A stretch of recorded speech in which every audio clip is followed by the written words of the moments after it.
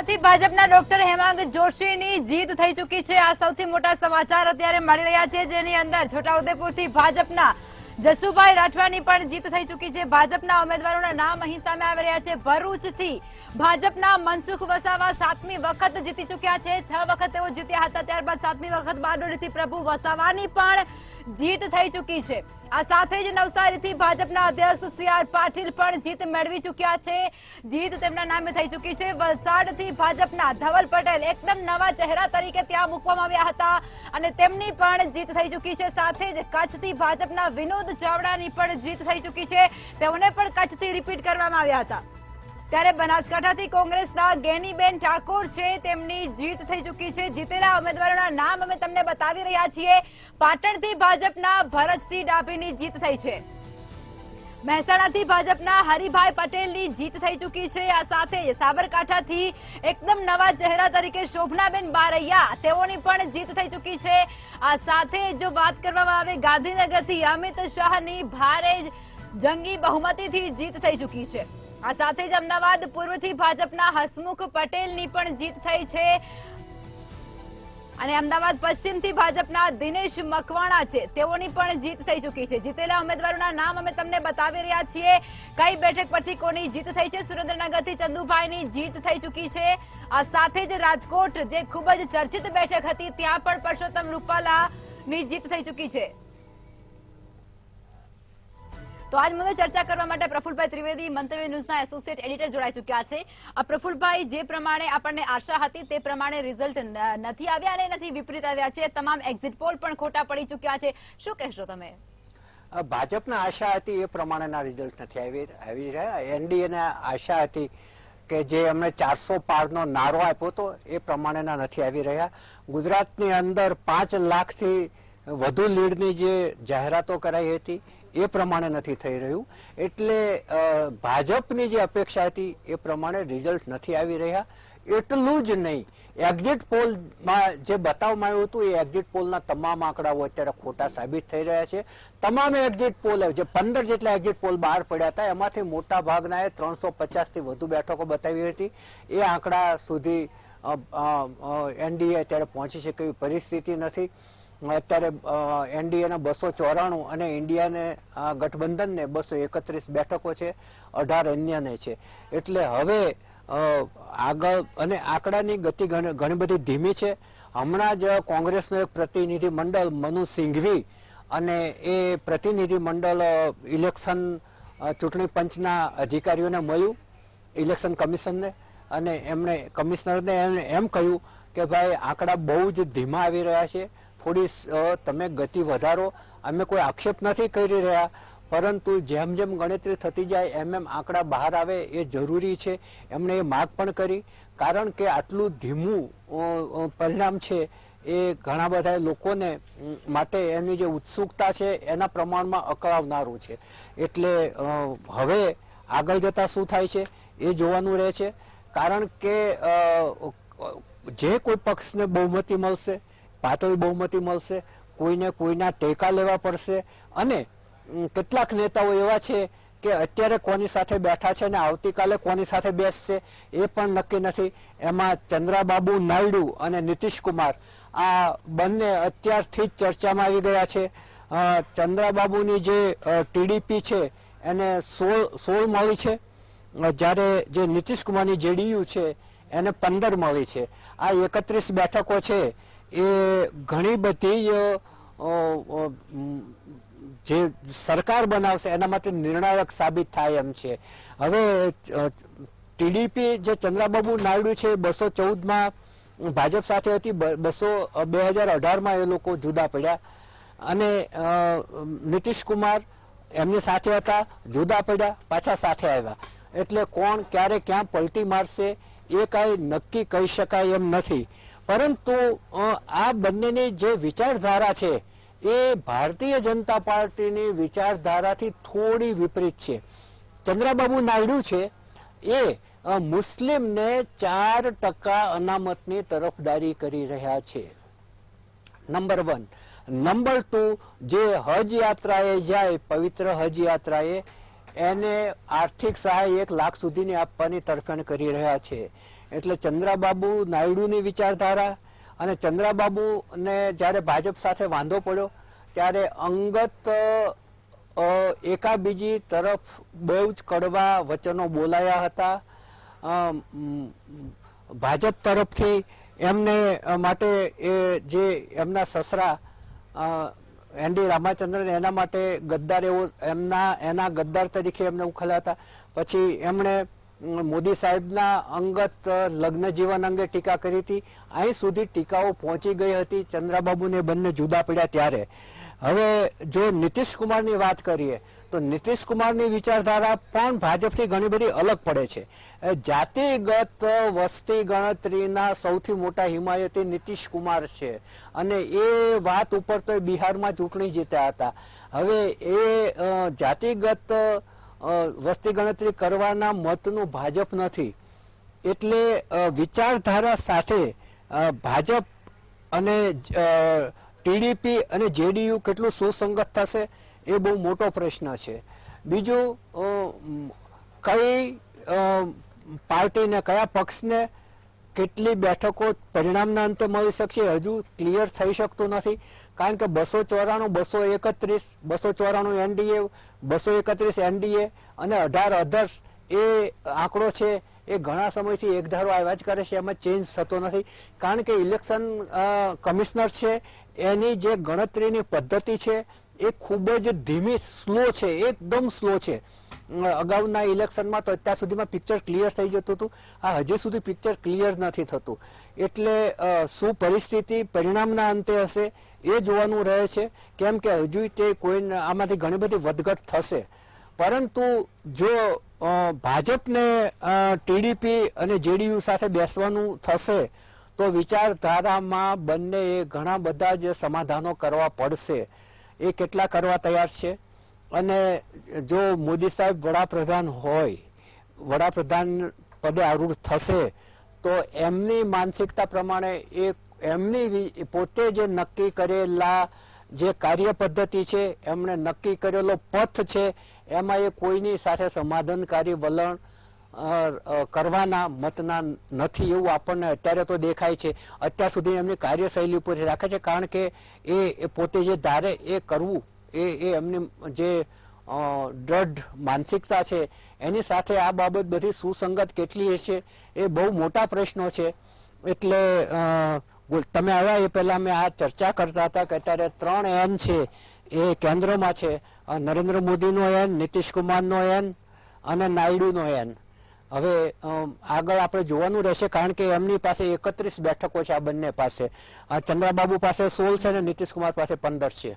એ કોને ટેકો આપે છે એ બહુ જ મોટો પ્રશ્ન આગામી દિવસોમાં થશે. કારણ કે બંને પક્ષ પલટું કરવા માટે ટેવાયેલા છે. બિલકુલ, ચોક્કસથી. કોંગ્રેસના પ્રવક્તા પણ આપણી સાથે ચર્ચામાં જોડાઈ ચૂક્યા છે.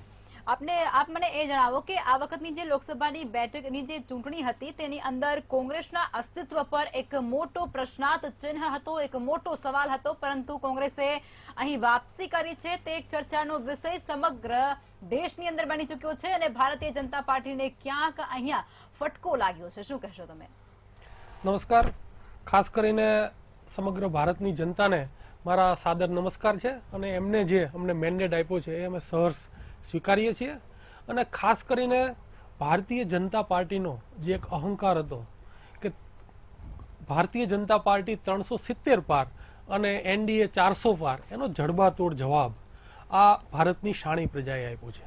એમનો જે અહંકાર હતો કે અમે જ આ દેશની અંદર રાજ કરીએ, બીજા કોઈનું રાજ આવવું ન જોઈએ, એટલો બધો અહંકાર. અને સામાન્ય માણસને એમાં ગરીબ, પછાત, ખેડૂતો, યુવાનો એમની કોઈ ગણના નહીં. એનો જવાબ આજે ભારતીય જનતા પાર્ટીના મતદાન દ્વારા મળ્યો છે. ત્યારે ખાસ મારે એ કહેવું છે કે આટલો બધો અહંકાર રાજા રાવણનો પણ નહોતો રહ્યો. તો આ તો એક લોકશાહી દેશ છે, તો એની અંદર તો કોઈનો ટકતો નથી. અને ખાસ કરીને જે પ્રમાણે રુઝાન આવે છે અને જે પ્રમાણે રિઝલ્ટ આવી રહ્યું છે એ જોતા એવું લાગે છે કે ચોક્કસપણે ભારતીય જનતા પાર્ટીની નૈતિક હાર થઈ છે. એની પાછળનું 240 બેઠકની આજુબાજુ એમને સ્પષ્ટ બહુમતી આ ભારતના મેન્ડેટે એમને આપેલી નથી. ત્યારે અમારા રાહુલજીએ પણ આજે કીધું છે અને ખડગેજીએ પણ એક જ વાત કરી છે કે આ જે આદેશ છે અમે સ્વીકારીએ છીએ અને ચોક્કસ અમે અમારા નવા સાથીઓને તલાશશું અને અમારા જે ન્યાયની વાત હતી, ખાસ કરીને મહિલાઓ માટે, ખાસ કરીને યુવાનોને રોજગારી આપવાની વાત છે, ખાસ કરીને ખેડૂતોના દેવા માફીની વાત છે, આ બધા જ જે ન્યાયની બાબત હતી એની માટે કોંગ્રેસ ચોક્કસપણે લડશે. કોંગ્રેસનો આશય જ્યારે ભારત દેશ આઝાદ થયો ત્યારે પણ સત્તાનો નહોતો અને આજે પણ સત્તા માટે અમે લડતા નથી. અમે કોંગ્રેસ પાર્ટી હંમેશા એક વિચારધારાની લડાઈ છે અને એ વિચાર માટે લડે છે. આજે અમારી સત્તા આવે કે ન આવે એનો કોઈ મતલબ નથી, પરંતુ ભારત દેશના છેલ્લા લોકોને, ભારત દેશના ગરીબ માણસને એવું લાગવું પડે કે ભારત દેશની અંદર જે કંઈ નિર્ણયો લેવાઈ રહ્યા છે એની અંદર મારો અવાજ છે અને અમે આની અંદર સામેલ છે એવું લાગે ત્યારે ભારત દેશને સાચી આઝાદી મળશે. એટલે આજનો જે જનાદેશ છે એ તરફ જઈ રહ્યો એવું ચોક્કસ લાગે છે મને.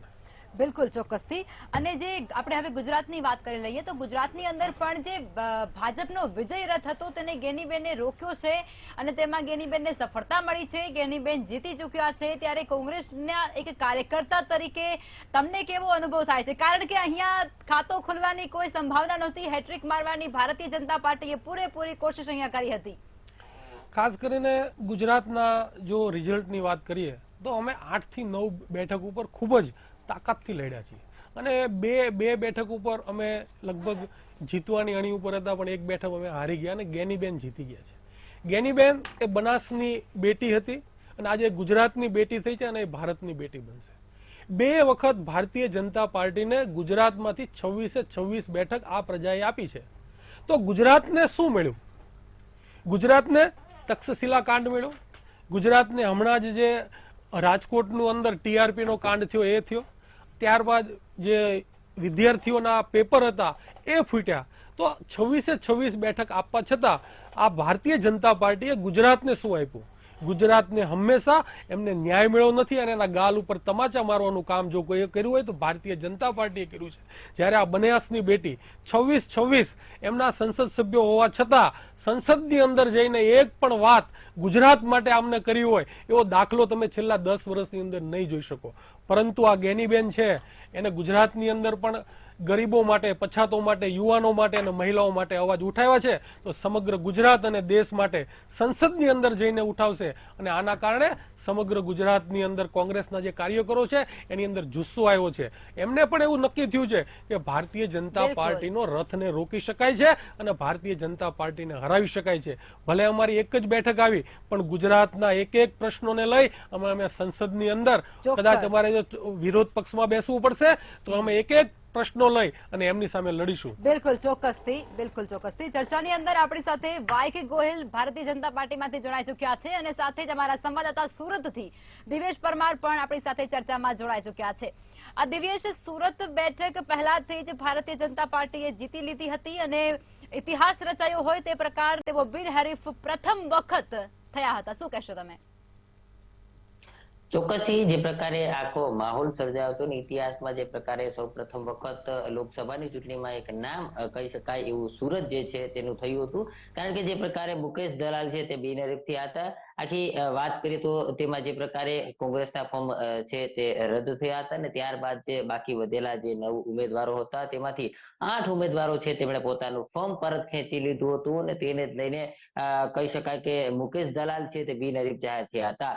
જે પ્રકારે ભારતીય જનતા પાર્ટી દ્વારા સુરતની અંદર એડીચોટીનું જોર છે તે લગાવવામાં આવતું હતો, પરંતુ જે પ્રકારે આખો માહોલ બદલાઈ ગયો હતો અને આખા માહોલ બદલાતાની સાથે જ ઇતિહાસમાં સુરત છે તેમણે પોતાનું નામ નોંધાવ્યું હતું અને સૌપ્રથમ વખત જે પ્રકારે કહી શકાય કે બિનહરીફ જે ચૂંટણી કહી શકાય કે બિનહરીફ જાહેર થયા હતા અને જે પ્રકારે આખો માહોલ બન્યો હતો તેમાં ખાસ કરીને ત્યારબાદ જે પ્રકારે મુકેશ દલાલ છે તેમને CR પાટીલે અભિનંદન પાઠવ્યા હતા. ત્યારે જે પ્રકારે અત્યારે પરિણામ જાહેર થયું છે તેમાં જે પ્રકારે ભારતીય જનતા પાર્ટી 25 બેઠકો જે છે જીતી છે ને 1 બેઠક કોંગ્રેસે જીતી છે. ત્યારે જે પ્રકારે CR પાટીલ જે છે તેમણે પણ વિશ્વાસ વ્યક્ત તમામનો જીતનો કર્યો હતો. ત્યારે જે પ્રકારે મુકેશ દલાલ છે તે મુકેશ દલાલ સાથે ગત વર્ષની વાત કરીએ તો જે પ્રકારે દર્શના જરદોશ ગત ટર્મમાં હતા અને તેમાં પણ ખૂબ જ જંગી લીડથી તેઓ જીતા હતા અને અત્યારે જે મુકેશ દલાલ છે તે બિનહરીફ જાહેર થયા છે. એટલે સ્પષ્ટપણે કહી શકાય કે જે પ્રકારે સુરતમાં પણ ભારતીય જનતા પાર્ટી છે તેમનું પલ્લું ભારે હતું અને ચૂંટણી થાત તો પણ જંગી બહુમતીથી ભારતીય જનતા પાર્ટીનો વિજય થાત તે પણ ચોક્કસ હતું. કારણ કે જે પ્રકારે કોંગ્રેસ દ્વારા જે પ્રકારે આ આખા ફોર્મ ભરવામાં આવ્યા હતા અને તેમાં સાક્ષીઓ જે છે તે ક્યાંક ને ક્યાંક આખા ફરી ગયા હતા અને આખો માહોલ સર્જાયો હતો. તેના બાદ જે પ્રકારે બિનહરીફ ચૂંટણી થઈ હતી ત્યારે મુકેશ દલાલ છે તે ઇતિહાસમાં સૌપ્રથમ વખત કહી શકાય કે પોતાનું નામ છે તે સમગ્ર ભારતમાં બિનહરીફ તરીકે નોંધાવ્યું હતું. જી જી બિલકુલ દિવ્યેશ, તમામ જાણકારી આપી આ બેઠક પર તેના માટે ખૂબ ખૂબ આભાર આપનો. ગોહિલભાઈ, આપ મને એ જણાવો કે સમગ્ર ચૂંટણી લોકસભાની યોજાઈ, ગુજરાત હોય કે પછી આખા આપણે ઓલ ઇન્ડિયાની વાત કરી લઈએ, ત્યાં સમગ્ર જે સીટો છે ત્યાં ફક્ત ને ફક્ત વડાપ્રધાનના ચહેરા પર આ ચૂંટણી લડાય છે અને એનો નતીજો આપણે અત્યારે જોઈ રહ્યા છીએ. તમને નથી લાગતું કે એક જ ચહેરા પર ચૂંટણી લડવી એ ક્યાંક ભારે પડી શકે છે અને ભવિષ્ય માટે ખતરો ઉભો કરી શકે છે? ભારે ક્યારેય પડી નથી ચૂંટણી. આદરણીય નરેન્દ્રભાઈ આ દેશના ભારતીય જનતા પાર્ટીના અને હવે થોડા સમય પહેલા આપણે ભારત મંડપમની અંદર જોયું હતું, વિશ્વના નેતા તરીકે ઉભરી આવ્યા છે.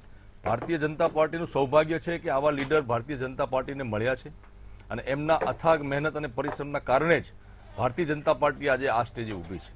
મારે આપને એક વાત કહેવી છે કે ત્રીજી વાર કોઈ પાર્ટીની સરકાર બનતી હોય, કોઈ વડાપ્રધાન તરફ આગળ વધી રહ્યું હોય, નહેરુજી વખતેનો સમય અલગ હતો, કોઈના કામના આધારે, કોઈના પરિશ્રમના આધારે, કોઈ વિચારધારાના આધારે જ્યારે ત્રીજી વાર ભારતની અંદર ભારતીય જનતા પાર્ટીની સરકાર બનવા જઈ રહી હોય એ ખૂબ જ મોટી વાત છે. એટલે નરેન્દ્રભાઈ મોદીના નામથી જ અમે ચૂંટણી લડ્યા છીએ અને એમના નામથી જ અમે જીત્યા છીએ. આવનારા દિવસોની અંદર પણ અમારા નેતા નરેન્દ્રભાઈ મોદી છે. નરેન્દ્રભાઈ મોદીએ આ દેશને વિશ્વમાં સ્થાન અપાવ્યું છે, આ દેશને એક નવી ઓળખ અપાવી છે. એટલે આ દેશ માટે પણ નરેન્દ્રભાઈ ગૌરવ છે અને ભારતીય જનતા પાર્ટી માટે પણ નરેન્દ્રભાઈ એક ગૌરવની ક્ષણ છે.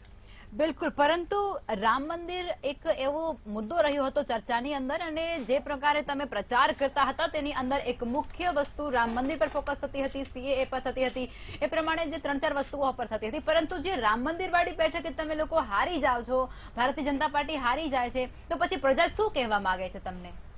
ભારતીય જનતા પાર્ટીએ જે કહ્યું એ કર્યું છે. જ્યારથી 1980 થી અમારી ભારતીય જનતા પાર્ટીની સ્થાપના થઈ ત્યારથી અમે જે મુદ્દાઓ ઉપર આંદોલનો કરતા હતા, જે મુદ્દાઓ જનતાના હતા, એ જનતાના મુદ્દાને વાચા આપવાનું કામ ભારતીય જનતા પાર્ટીએ કર્યું હતું. અને જ્યારે આ જનતાએ ભારતીય જનતા પાર્ટીને સ્પષ્ટ બહુમતી આપી ત્યારે રાજકીય કોઈ પણ જાતના વિચાર કર્યા વગર આટલી હિંમતથી કોઈ એક કામ કર્યું ને 500 વર્ષે રામલલાને રામ મંદિરમાં બેસાડ્યા છે. અમને એનું ગૌરવ છે. ત્યાંની જનતાએ શું કર્યું એના નસીબ. બાકી અમે જે કામ કર્યું છે એ કામ અમે ડંકાની ચોટ ઉપર કર્યું છે અને 500 વર્ષ સુધી જે કોઈ નહોતું કરી શક્યું એ આદરણીય નરેન્દ્રભાઈ મોદીએ કરીને બતાવ્યું છે. એટલે અમને અમારા કર્યાનો આનંદ છે, અમને અમારા કર્યાનો ગૌરવ છે. બાકી જનતા જનાર્દન છે, જનતા જે નિર્ણય આપે એ કોઈ પણ વ્યક્તિએ માથે ચડાવવાનો હોય છે. બિલકુલ, ચોક્કસથી. રમેશભાઈ, આપ એ જણાવો કે યુપી અને મહારાષ્ટ્ર અને ત્યારબાદ પશ્ચિમ બંગાળ આ તમામ જે સીટો હતી ત્યાં ભારતીય જનતા પાર્ટીનું ખૂબ એવું સારું વર્ચસ્વ રહ્યું હતું અને આ વખતે પણ આશા એવી જ હતી કે આ બધી જે ઘટનાઓ થઈ રહી છે તેની અંદર આપને શું લાગે છે આ જે તમામ બેઠકો છે તેના ઉપર જે અત્યારે નતીજા આવી રહ્યા છે તે કેટલા યોગ્ય છે? ખાસ કરીને આજે આખી આ ઇલેક્શનની લડાઈ હતી એ સત્તા માટેની કોઈ લડાઈ નથી. મેં તમને હમણાં જ વાત કરી, આ લડાઈ હતી એ સંવિધાન બચાવવા માટેની લડાઈ હતી. આ લડાઈ એક લોકશાહી બચાવવાની વાત હતી. હું તમને એક સામાન્ય વાત કરું કે મધ્યપ્રદેશની જે રીતે આપણે ગુજરાતની અંદર એક સીટ બિનહરીફ થઈ ગઈ અને એ જ રીતે મધ્યપ્રદેશમાં પણ એક સીટ બિનહરીફ થઈ, તો એમાં નોટોની અંદર 1,96,000 મત પડ્યા કે લગભગ 2 લાખની આસપાસ નોટોની અંદર મત પડ્યા. એનો મતલબ એવું થયું કે ભારતની પ્રજા લોકશાહીમાં માને છે, સંવિધાનમાં માને છે. અને જે રીતે ભારતીય જનતા પાર્ટીએ છેલ્લા 10 વર્ષથી જે આખી ઇન્સ્ટિટ્યૂટ છે એને કેપ્ચર કર્યું છે, ભાઈ શ્રી નરેન્દ્રભાઈ મોદી અને અમિતભાઈ શાહે જે રીતે જ્યુડિશિયલ સંસ્થા હોય, ઇલેક્શન પંચ હોય, ઈડી હોય અને એનો બેફામ ઉપયોગ કરી અને સમગ્ર ભારતની અંદર એક ત્રાહિમામ વાતાવરણ ઊભું કર્યું હતું, જેના કારણે ભારતીય જનતા પાર્ટી નારાજ હતી અને લોકશાહીની અંદર માને છે. એનો સૌથી મોટો જો ઉદાહરણ હોય તો એ યુપીની અંદર છે. યુપીની અંદર ઇન્ડિયા ગઠબંધને ખૂબ જ મોટા પાયે જીત મેળવી છે. આ ઉપરાંત નાની નાની બાબતની અંદર જે રીતે પશ્ચિમ બંગાળની અંદર જ્યાં મમતાજીની ઉપર હુમલાઓ થયા ત્યાંની પ્રજાએ એમને સાખી લીધું નહીં અને એ પ્રજાએ ભારતીય જનતા પાર્ટીને જડબાતોડ જવાબ આપી અને એમને શાન ઠેકાણે લાવવાનું કામ આ ભારતની શાણી પ્રજાએ કર્યું છે. એટલે ખાસ કરીને હમણાં જે ભાઈએ વાત કરી કે જવાહરલાલ નહેરુજી તો 3 વખત એમનામ જીત્યા, પણ નરેન્દ્રભાઈ મોદી પણ જવાહરલાલ નહેરુજી 3 ટર્મ એમનામ નથી જીત્યા. એ જ્યારે ભારત દેશની આઝાદીની લડાઈ થઈ ત્યારે 9 વર્ષ અને 10 મહિના એ માણસ લેન્ડલોર્ડ હોવા છતાં આ ભારત દેશ આઝાદ થાય એની માટે જેલમાં રહ્યા. એમનું એક વિઝન હતું કે આ ભારત દેશને મારે એવો દેશ બનાવવો છે કે સમગ્ર વિશ્વની અંદર એનું નામ હોય. ત્યારે 3 ટર્મ એ જીતી અને આ ભારત દેશને આજે જે તમે તમે આખું ભારત દેશ આજે જોઈ રહ્યો છો ને પાયામાં કોઈ હોય ને તો એ જવાહરલાલ નહેરુજી છે. એટલે એટલું મારે ખાસ વાત આપને કરવી. ચોક્કસથી ગોહિલભાઈ, આપ એ જણાવો કે યુપી, મહારાષ્ટ્ર અને પશ્ચિમ બંગાળને ત્યાં ભારતીય જનતા પાર્ટીનો ગઢ ગણવામાં આવતો હતો અને છેલ્લે આપણે ત્યાંના પરિણામો પણ જોયા હતા. ત્યાં ભારતીય જનતા પાર્ટી ખૂબ સારું એવું પ્રભુત્વ ધરાવતી હતી, પરંતુ આજના જે પરિણામો આવ્યા છે એકદમ વિપરીત આવ્યા છે. હવે યોગી આદિત્યનાથ તમે લઈ લો, હવે એના જેવો મુખ્યમંત્રી આપણે લગભગ કોઈ રાજ્યમાં નથી અને ત્યારે એ રાજ્યની અંદર તમને આટલી ઓછી માર્જિન મળી રહી છે, આટલી ઓછી સીટો મળી રહી છે. એના પાછળના કારણો તમારા મત મુજબ કયા જવાબદાર હશે? બેન, જ્યારે કોઈ પણ પરિણામ આવે છે ત્યારે મેં આપને અગાઉ મારી પહેલી વાતમાં પણ કહ્યું કે ભારતીય જનતા પાર્ટીના કોઈ પણ નેતાએ જે કોઈ સેવાનો લાભ તાલુકા પંચાયતના સભ્યથી લઈ નગર પંચાયતના સભ્યથી લઈને વડાપ્રધાન શ્રી સુધીનો કોઈ પણ વ્યક્તિને સેવાનો લાભ આપ્યો અને પૂરેપૂરી એ વિસ્તારની સેવા કરવાનો એને પોતાનો સમય અને પૂરેપૂરી સેવા કરવાનો જે અવસર આપ્યો એ સેવા કરી છે. યોગી આદિત્યનાથની આપે જ વાત કરી કે આટલા સારા મુખ્યમંત્રી તરીકે કામ કર્યા છે, છતાં પણ આ સ્થિતિ આવી. તો બેન, હવે અમે જયારે જે ડિલિવર કરીએ છીએ, આદરણીય નરેન્દ્રભાઈ મોદીએ પણ ખૂબ સારા કામ કર્યા છે. આજે તમે પણ સ્વીકારો છો, હું પણ સ્વીકારું છું અને દરેક આ રાજ્યની દરેક જનતાએ પણ અંદરથી ક્યાંક સ્વીકારવું જ રહ્યું કે જે છેલ્લા 10 વર્ષની અંદર નરેન્દ્રભાઈ મોદીએ આ દેશને ગૌરવ અપાવ્યું છે. છેલ્લા 10 વર્ષની અંદર જે નાનામાં નાના માણસની, ગરીબમાં ગરીબ માણસની જે પ્રમાણે સેવા કરી છે, દેશની અંદર સૌથી મોટું સંકટ, દુનિયાનું સૌથી મોટું સંકટ જયારે કોરોના આવ્યું ત્યારે એમાંથી આપણને કેવી રીતે બહાર કાઢ્યા એ પણ આપણે સૌ જાણીએ છીએ. તો ભારતીય જનતા પાર્ટીના કાર્યકર્તા તરીકે અમે તો ડિલિવર કર્યું છે, પણ જે જનતાએ પ્રતિસાદ આપ્યો છે એ જનતા માટે કેટલું સારું છે અને જનતાએ શું કર્યું એ ખરેખર જનતા જ જણાવી શકે. અમારો કઈ વાંક હોય, જનતા અમને કઈ એવું કે ભાઈ આ તમે કર્યું એટલે અમે મત ન આપ્યા તો અલગ વાત છે. દેશ અને દુનિયાના લોકો કહે છે કે જે 10 વર્ષની અંદર નરેન્દ્રભાઈ મોદીએ શાસન કર્યું છે એ ન ભૂતો ન ભવિષ્યથી છે. બિલકુલ, ચોક્કસથી. હવે રમેશભાઈ, તમે એ જણાવો કે જે પ્રમાણે આપણે ગુજરાતની અંદર જોયું, કોંગ્રેસ એકદમ નિષ્ક્રિય હતી અને નિરાશ પણ જોવા મળી રહી હતી, પરંતુ જે ક્ષત્રિય આંદોલન થયું અને ક્ષત્રિય આંદોલનનો પીરસેલા ભાણા સમાન તેણે ઉપયોગ કરી અને ત્યારબાદ તમામ સિનેરિયાને ધ્યાનમાં રાખી અને ઉમેદવારોને મેદાને ઉતાર્યા અને ભલે ભાજપને એવો ટક્કર તો આપી શક્યા છે, ભલે તેઓને હરાવી નથી શક્યા, પરંતુ તમને એવી કઈ બેઠકો લાગતી હતી કે જ્યાં તમે આવી શકતા હતા અને એવા કયા કારણો જવાબદાર રહ્યા કે તમે ત્યાંથી પાછા પડ્યા છો? ખાસ કરીને કોંગ્રેસનો કાર્યકર જ્યારથી આ ઇલેક્શન જાહેર થઈ ત્યારથી જે સમગ્ર દેશની અંદર ભયનું વાતાવરણ હતું, એક જેને કહેવાય ને એક ડેમોક્રેસીને આખી જે ખતમ થઈ જવાની વાત હતી, એવું સમગ્ર ગુજરાતની અંદર પણ જેમ સમગ્ર દેશમાં વાત હતી એવી ગુજરાતની અંદર પણ વાત હતી. અને સમગ્ર જે લોકોને ખુલ્લીને કોંગ્રેસ માટે આવું હતું એવા લોકો પણ અમારી સાથે જોડાઈ શકતા નહોતા, કારણ કે સમગ્ર દેશની અંદર ભારતીય જનતા પાર્ટીએ એક ડરનો માહોલ ઉભો કર્યો હતો. પરંતુ જે રીતે તમે આપે વાત કરીએ કે ભાઈ શ્રી રાજકોટની અંદર જે રીતે પરસોત્તમભાઈ રૂપાલાએ એક સમાજ વિશે જે રીતે વાત કરી આખી અને જે આખો એનો વિવાદ ઉભો થયો, એમને એટલો બધો અહંકાર હતો કે અમારે કોઈની જરૂર નથી, અમે ફક્ત ને ફક્ત એક વ્યક્તિના નામ ઉપર જીતી જશું, પરંતુ એનો જે આખો વિવાદ ઉભો થયો, આખો એક સમાજ નારાજ થયો, અને એ સમાજ તો નારાજ થયો, પણ સાથે સાથે ગુજરાતની શાણી પ્રજા પણ એની અંદર નારાજ થઈ. એને એમ થયું કે આરું સત્તા મેળવવા માટે કોઈ સમાજને નીચે પાડી દેવો, કોઈ સમાજ વિશે આમ તેમ બોલવું, એ આ ગુજરાતની શાણી પ્રજા સ્વીકારતી નથી.